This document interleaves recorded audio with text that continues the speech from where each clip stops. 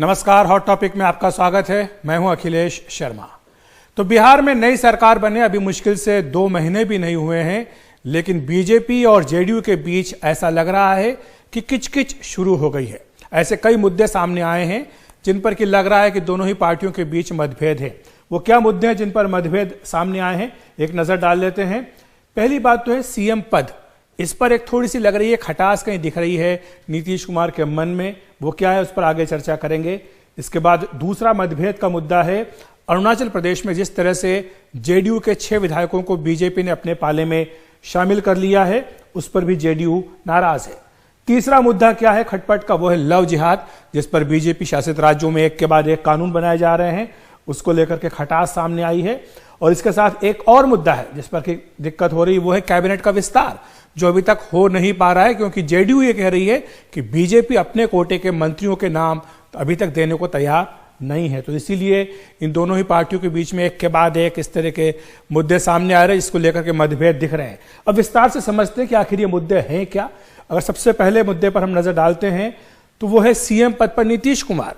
हम सब जानते हैं कि चुनाव के दौरान भी, चुनाव के पहले भी, नतीजा आने के बाद भी बीजेपी ये कहती रही कि चाहे उसकी सीटें ज्यादा आए तो भी नीतीश कुमार ही मुख्यमंत्री बनेंगे।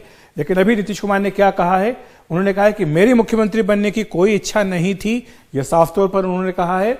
वो साथ में आगे ये भी कह रहे हैं, इसी बात को आगे बढ़ाते हुए उन्होंने ये कहा है कि मैंने कहा था कि जनता ने जनादेश दे दिया है। और साथ ही वो ये भी कह रहे हैं कि बीजेपी यह कह रही थी किसी को भी सीएम बनाया जा सकता है। ये नीतीश कुमार ने कहा कि वो अगर चाहते तो बीजेपी का भी सीएम बन सकता था। ये नीतीश कुमार ने अपनी ओर से कहा है, बीजेपी अपना सीएम भी बना सकती थी। ये नीतीश कुमार कह चुके हैं। बड़ी बात है क्योंकि बीजेपी बार बार कह रही है कि उसने ज्यादा सीटें जीतने के बाद भी, चूंकि नीतीश कुमार को जेडीयू को बड़ा भाई मानते हैं, इसलिए उन्हें मुख्यमंत्री बनाने का ऐलान किया, फैसला किया। अरुणाचल प्रदेश में क्या हुआ, वहां पर भी एक तरह से कहें कि जेडीयू को नाराज करने का कदम बीजेपी ने उठाया। वहां पर जेडीयू के 7 में से 6 विधायकों को बीजेपी अपने पाले में ले आई। और जबकि ये पहले से ही सातों के सातों सरकार को समर्थन दे रहे थे। अब राज्य में जेडीयू का केवल एक ही विधायक बचा है। और ये क्या गठबंधन धर्म का निर्वाह हुआ है? जेडीयू बोलती है कि नहीं, क्योंकि आप अगर हम पहले से आप समर्थन आपको दे रहे थे तो फिर आपको हमारे विधायकों को तोड़ने की जरूरत क्यों पड़ी। तो अब सिर्फ एक ही विधायक उनका वहां बचा है और इसको लेकर के जेडीयू नाराज है। जेडीयू ने कहा है कि जो नए प्रमुख बने हैं आरसीपी सिंह, उन्होंने कहा है कि हम साजिश नहीं करते हैं। ये एक तीखा तल्ख तेवर वाला बयान आरसीपी सिंह का आया। केसी त्यागी जी जो कि वरिष्ठ नेता हैं जेडीयू के, उन्होंने कहा कि गठबंधन की राजनीति के लिए यह अच्छा संकेत नहीं है जो कुछ भी अरुणाचल प्रदेश में हुआ है। उन्होंने कहा कि मंत्रिमंडल की जगह पार्टी में शामिल कर लिया, बजाय उनको सरकार में जगह देने के उनको पार्टी में शामिल कर लिया। ये बात जेडीयू की ओर से कही गई है। ये गठबंधन धर्म के खिलाफ है, ये बात भी केसी त्यागी ने कही है। इसके बाद बीजेपी ने अपनी सफाई दी है अरुणाचल प्रदेश को लेकर के। बीजेपी ने सुशील मोदी का बयान आया, उन्होंने कहा कि इसका बिहार पर कोई असर नहीं पड़ेगा। हालांकि खुद सुशील मोदी अब बिहार की राजनीति में उस तरह से सक्रिय नहीं है, लेकिन जब गठबंधन पर आंच आई तो वो सबसे पहले मैदान में उतरे हैं इस अपनी सफाई देने के लिए। उन्होंने कहा कि पूरे 5 साल नीतीश कुमार की अगुवाई में यह सरकार चलेगी, ये सुशील मोदी ने कहा है। तो ये अरुणाचल पर खिचखिच। उसके बाद लव जिहाद पर भी दिक्कत। ये कहा है कि देश में घृणा का माहौल पैदा किया जा रहा है। ये केसी त्यागी ने कल की प्रेस कॉन्फ्रेंस में कहा। 2 वयस्क अपना जीवन साथी चुनने के लिए आजाद हैं। ये केसी त्यागी जेडीयू का मत है। उसके बाद वो ये भी कह रहे हैं कि लव जिहाद पर जो विभाजनकारी माहौल बनाया जा रहा है, जेडीयू उसे अच्छा नहीं मानती है। तो ये लव जिहाद को लेकर के सीधा सीधा मतभेद बीजेपी जेडीयू के बीच में आया है। दिक्कत बीजेपी के लिए है कि कई नेता ऐसे हैं जो बिहार में बोल चुके हैं कि वहां भी ये कानून बनना चाहिए। यूपी में धर्मांतरण रोधी अध्यादेश आ चुका है। मध्य प्रदेश में कैबिनेट इसको पास कर चुकी है। कल मालूम पड़ा कि ऑर्डिनेंस भी इस पर जारी कर दिया जाएगा। तो ये मध्य प्रदेश, कई दूसरे बीजेपी शासित राज्यों में, कर्नाटक की बात भी आई है, वहां ये अध्यादेश आने जा रहा है। और साथ ही बिहार में गिरिराज सिंह जैसे जो केंद्रीय मंत्री वो कह रहे हैं कि लव जिहाद पर कानून आना चाहिए। और इसी को लेकर जेडीयू ने खारिज कर दिया है इस मांग को। तो ये तमाम मुद्दे हैं जिन्हें लेकर के मतभेद सामने आ रहे हैं। आपको बताएं कि हमारे साथ खास मेहमान जुड़ रहे हैं, केसी त्यागी जी जो कि जेडीयू के वरिष्ठ नेता हैं। त्यागी जी, बहुत बहुत स्वागत है आपका एनडीटीवी इंडिया पर। ये तमाम मुद्दे हमने विस्तार से बताए दर्शकों को समझाने के लिए किस तरह से वो दोनों पार्टियां जो साथ मिलकर चुनाव लड़ी हैं, लेकिन फिर भी अभी 2 महीने भी नहीं हुए लेकिन खटपट सामने आ रही है। तो ये खटपट की वजह क्या है? क्या नीतीश कुमार जी को जिस तरह से मुख्यमंत्री बनाया गया कम सीटें आने के बाद भी, और बीजेपी के भीतर से आवाजें उठी कि बीजेपी का मुख्यमंत्री होना चाहिए था, क्या ये मुद्दा है? या जेडीयू की सीटें जिस तरह से कम आई, क्या ये मुद्दा है?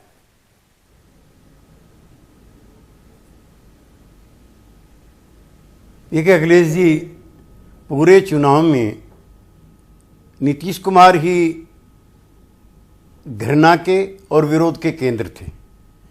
अपने घटक दल साथी ने भी और मुख्य विपक्षी दल ने भी नीतीश कुमार को ही अपना मुख्य विरोधी माना हुआ था। हमारी सहयोगी पार्टी भारतीय जनता पार्टी भी उनके कभी निशाने पे नहीं रहती थी। जो घटनाक्रम हुआ पलायन का, तो पलायन और इस प्राकृतिक प्रकोप एपिडेमिक को लेकर गए तो ट्रंप चुनाव हार गए। नीतीश जी सरवाइव कर गए, ये उनकी एक्सेप्टेबिलिटी और रेस्पेक्टेबिलिटी का प्रतीक है जी।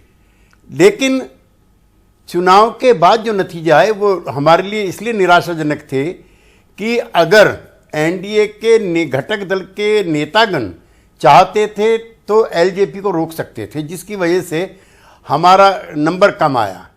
और कई जगह ये भी प्रचार प्रसार हुआ कि स्ट्राइक रेट जेडीयू का कम है।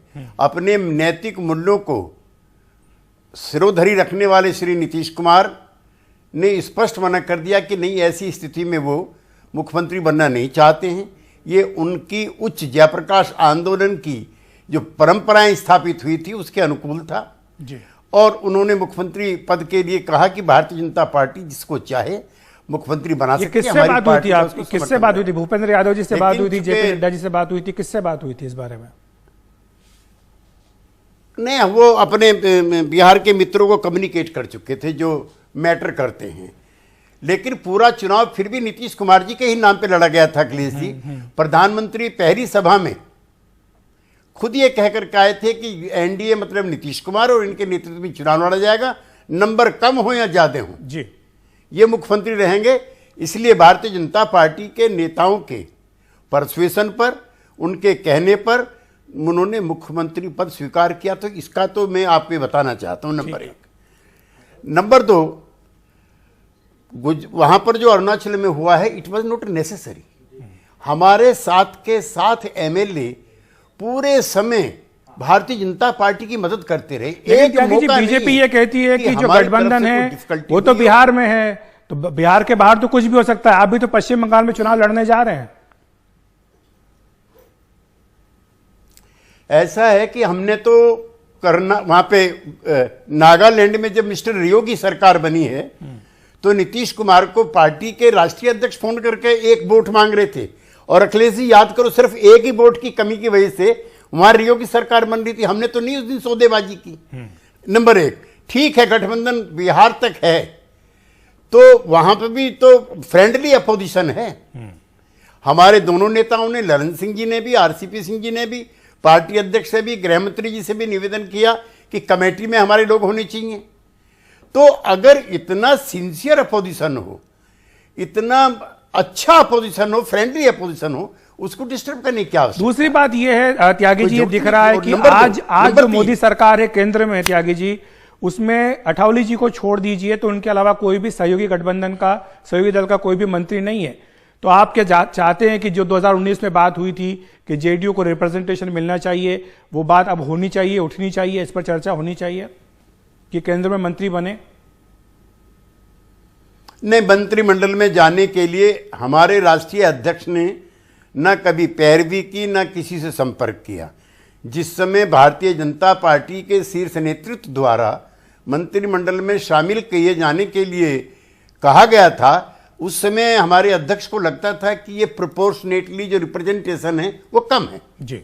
अब अंदर की चीजें कहना ठीक नहीं है, इसलिए हमने विनय पूर्वक मना कर दिया कि नहीं, इन परिस्थितियों में हम मंत्रिमंडल का हिस्सा नहीं हो सकते। ठीक है त्यागी जी, उसके बाद कभी किसी स्टेज पे लेकिन कोई क्या चर्चा नहीं हुई। अब जबकि बिहार में अपनी ताकत आपने दिखाई है, सरकार आप बिहार में चला रहे हैं, तो क्या अभी समय नहीं आ गया है कि केंद्र में भी जेडीयू को नुमाइंदगी मिलनी चाहिए, इनके मंत्री बनने चाहिए? एक तो अखिलेश जी, बहुत विनम्रता पूर्वक मैं ये कहना चाहता हूं कि जो लोग समझते हैं कि ब्रांड नीतीश कमजोर पड़ा है या खराब हुआ है, CSDS के मुताबिक भी उतना ही मत प्रतिशत नीतीश कुमार का है जितना पिछली बार था जी। वो सीटें कम हुई हैं, आप भी जानते हैं। और इससे भी महत्वपूर्ण यह है कि महिलाओं का और समाज के वंचित तबकों की आस्था और स्नेह नीतीश कुमार के लिए जस का तस है। इसीलिए बड़ा सवाल उठता है त्यागी जी, बड़ा सवाल उठता है कि ये जो सरकार बनी है आपकी, ये जो सरकार बनी, क्या ये पूरे 5 साल चलेगी या एक बार फिर से हम देख सकते हैं कि जेडीयू और आरजेडी का गठबंधन हो जाए? क्योंकि दिग्विजय सिंह जो है इस बात को कह चुके हैं, ये जनता का दिया हुआ दिग्विजय सिंह जो कांग्रेस के नेता है वो कह चुके हैं कि नीतीश कुमार को बीजेपी का साथ छोड़ के आरजेडी कांग्रेस के साथ आ जाना चाहिए। पूरे चुनाव में आरजेडी का पूरा निशाना नीतीश कुमार जी पर था। वो हमारी मित्र पार्टी भारतीय जनता पार्टी के नेताओं के खिलाफ चुनाव नहीं लड़ रहे थे जी। इतने कटुतापूर्ण वातावरण में चुनाव उन्होंने किया कि हमारी सहयोगी पार्टी कह रही है कि नीतीश कुमार को जेल भेजेंगे। किसके लिए भाई? किसके लिए? किस बात के लिए? किस जुर्म के लिए? तो इस सवाल का आपने जवाब नहीं दिया। ये जो घृणा का माहौल आरजेडी ने हमारे भविष्य में आपकी पार्टी और आरजेडी का फिर से गठबंधन हो सकता है जैसा हमने पिछले 2015 के चुनाव में देखा था? नहीं, हम जनता के फैसले का निरादर नहीं कर सकते। जनता ने एनडीए को सरकार 5 साल चलाने के लिए निर्देश आदेश दिया है और उसकी वादा खिलाफी हम नहीं कर सकते, कोई भी नहीं कर सकता। और हमारा गठबंधन 5 साल तक चलेगा। उसमें कभी कभी अपने अपने जो जमीन से जुड़े हुए सवाल हैं उन पर हम अपनी राय रखते रहेंगे, वो अपनी राय रखते रहेंगे। ठीक है, लेकिन गठबंधन जनता ने 5 साल के लिए दिया है और इसका विश्वासघात करने का अधिकार किसी को नहीं है। हम तो इसके नायक हैं। ठीक है, बहुत बहुत शुक्रिया त्यागी जी आपका। तो स्पष्ट तौर पर जेडीयू का कहना है कि जो सरकार चल रही है ये चलती रहेगी 5 साल तक।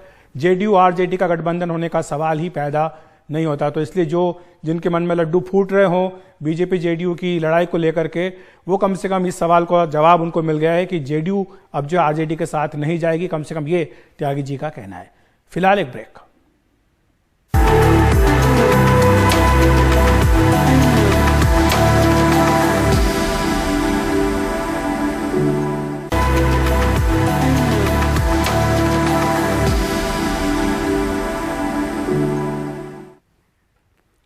बीसीसीआई अध्यक्ष सौरव गांगुली के बीजेपी में शामिल होने की अटकलें तेज हो गई हैं। कल पश्चिम बंगाल के राज्यपाल से मिलने के बाद आज उनकी मुलाकात गृह मंत्री अमित शाह से हुई।